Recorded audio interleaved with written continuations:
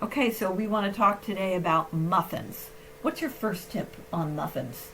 Well, looks like mixing can be overdone to the point where you even overmix. I don't think that concept occurs to people. Well, what happens when you overmix?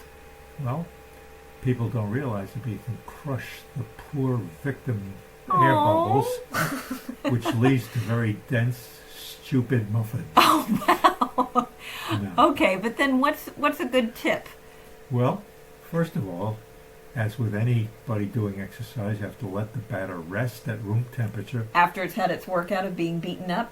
Yes, it has to be for at least 30 minutes if has the wits enough to be able to tell time. Now, what about if I just wanted to whip up a batch and stick it in the refrigerator overnight? Can I do that? So yes, let it be overnight, and you might have to leave a flashlight on. Some of these batters are very sensitive and afraid of the dark, Okay. and nobody's really sure what happens when you close the refrigerator where the light ever goes out. That's true. That's true. We don't know if they all tell stories around the campfire or not. Right.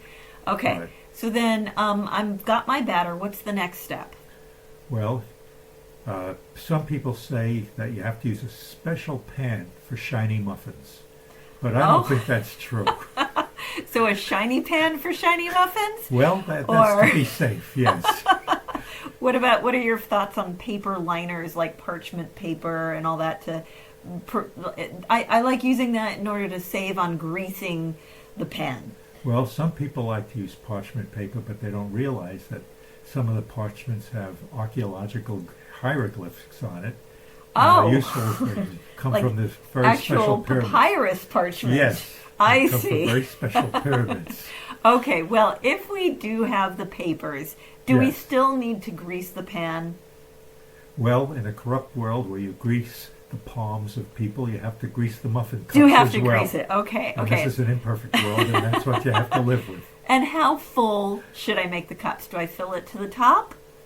No, No? I did that never. wrong? Yes, Oh, a lot okay. of people make that. I bet you if you were to look at one of those Hallmark overviews of a village, one half of the houses would have people overfilling their muffin cups inside. They would. Okay, Yes. now what about just sticking it in at 350 degrees Fahrenheit and just forgetting? No. The wrong okay. temperature can lead to overcooked center or an overly cooked crust. In other words, the inside will be overcooked and the outside will be overcooked. But somewhere in Overcooked or between, undercooked? undercooked or overcooked. Take your choice. Just whichever way it's wrong. Yes, but it It seems needs like to in be between. perfectly cooked. Yes. I see. Okay. And then, okay, so now I'm done. The dinger's gone off. I've pulled the Right. muffins out of the oven. Don't make too many demands on the muffins. Let them rest. Oh, resting again. I Yes, rested at the yes. batter stage. Now I'm resting at the unbatter stage. Muffins must be one of the laziest, most idle baked objects in the universe. Okay, and what are your thoughts on just leaving them in the pan to cool versus popping them out onto a wire rack? Well, let them sit in the pan for a few minutes before waking them up and moving them to a wire rack.